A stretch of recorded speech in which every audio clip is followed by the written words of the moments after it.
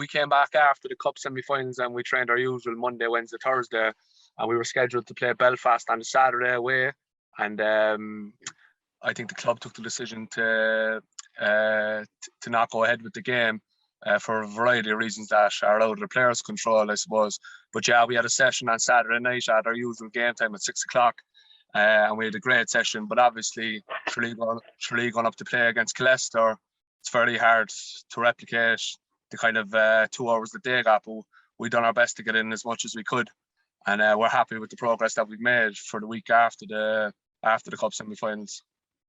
I mean, what's it like for the club being back in the National Cup, being part of the National Cup again after?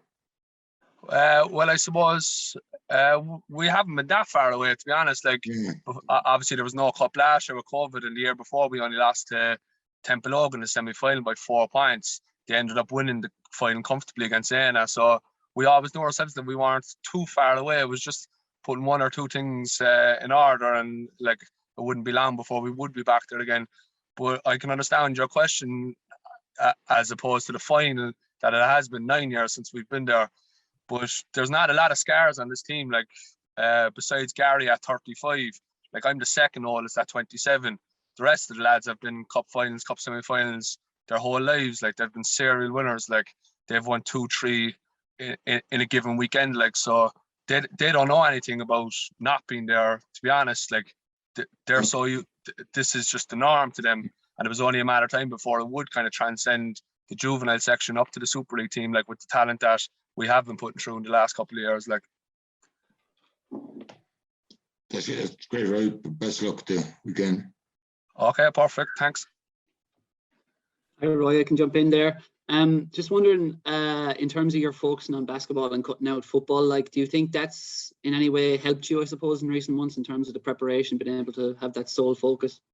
Yeah, I don't think it's the primary factor, because I have said, like, in the last 4 or 5 years when I was playing football, that in some ways it does help, but it's just a timing thing. Like, when I was 21, 22, I was coming, and we had been relatively successful in the football team that I was playing with in Cork. It's only a junior club, but it's very, very competitive, and we took it very seriously. But it was coming into the September, October months where, like, that's where you get better at basketball as a basketball player. It's very hard to improve during the year when you're playing a game every weekend and there's so much scouting to be doing. You really have to put in a good pre-season at this level of basketball to be able to push on. And I found myself struggling to be able to juggle the two from September to October, November, those times, and you're constantly kind of catching up then, I felt. So this year, especially, like, with what happened to Adam in the summer, and we lost Kyle, so we had 3 international level point guards at one stage, and within the space of a week or two, it was just down to me. Like, so I weighed up the pros and cons, and I was thinking to myself, there's no way I can double job this time in September and October, especially when we only had kind of 1 true point guard. And like, I'm sure the coaches on the call will echo this point, that it's very hard to run a session if your point guard's coming in a half an hour late, full of muck and stuff like that. So definitely it has helped, but I wouldn't think it's the primary factor. Like. Cool. And looking ahead to this weekend, then, like, what do you think, I suppose, challenge the Warriors present for you? Like, what could you tell us about them? Like, we have huge respect for the Warriors down in Neptune. Like, since they came into the league, I don't know, 4 or 5 years ago, like, they've been the standard bearers.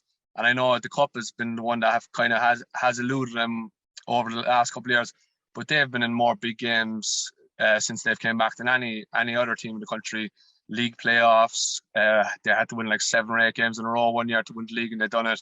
So they have all the experience coming into it. They probably will go in as favourites, which is just as well on their league form and stuff like that. But we'll go up there with huge respect for them, but we definitely won't fear them. As I said, these younger lads don't know anything about losing. Like, they've only one thing on their mind, and that's to go up there and win the game. And that's the kind of mentality we're going to have. I'm sure it'll come as no surprise to you that John Dowling just said you're the favourites as well a few minutes ago. Oh yeah. Classic. And like, in terms of your keys to success, what will you have to get right this weekend to get that win? I don't think it's about this weekend. It's about what's been happening for the last 6 or 7 weeks. And like, Christmas was incredibly hard to manage. And I thought Colin and the rest of our coaching staff done a great job.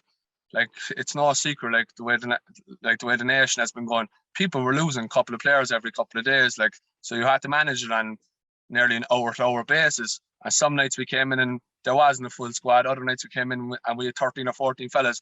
But no matter what night we came in and how many bodies we had, we done an incredible 80 to 90 minutes work on the court, like, and we held ourselves accountable. So I think the bank of work is done by now. Like, if you're trying to put things into place in the next 6 or 7 days, like, you're probably at nothing. But obviously, like, the Warriors' huge thing is that their intensity is a different level to any other team that you're going to play in the country. So, like, it's going to be very hard for us to outmatch that, but we have to get to some sort of level where we can sustain their intensity and sustain their physicality, and just be true to ourselves then that our basketball will take over when it matters. And we're very confident that we have enough work done that could happen. And finally, I know you've spoken before about the effect Colin has had. Like, can you just explain to us, kind of uninformed people, what it's like to work under him and what he brings to the team? Yeah, well, to be fair to Colin, like, I worked under Colin with a team that went to China a couple of years ago, and I thought that I saw nothing like him. I thought he was incredible. This is 5 years on now, and he's just elevated his own profession tenfold. Like, it's unbelievable. And like, I think, like, especially people in Cork, but in the wider basketball community in the country, it would have been a huge shock to see Colin come back to Neptune. And like, what he's brought to us, like, we were probably a couple of years behind the rest of the league in terms of sports psychology and nutrition, fitness, and he's really ramped that up. And obviously COVID's been a terrible thing for the whole country and the whole basketball community, but to be honest, it has kind of helped our progress, because it's very, as I said, it's very hard to make strides when you're playing 25, 30 games a year. We had that year off, and obviously we weren't allowed to get into Neptune every weekend, but Colin was able to give a certain amount of programs that we were able to do in GA fields and in our own front rooms, and we were kind of able to speed up the progress at which we were able to develop players. And just everything. I'm sure Mark has worked with him there now as well, Mark Scanlon, and he'd be able to testify to it that he's just on a different level to any other coach that I've experienced. And with him being a very, very good player still, it really helps that he's out there with us and he knows exactly what we're going through. He knows exactly how tired, how fit we are. So it's very easy for him to make decisions then.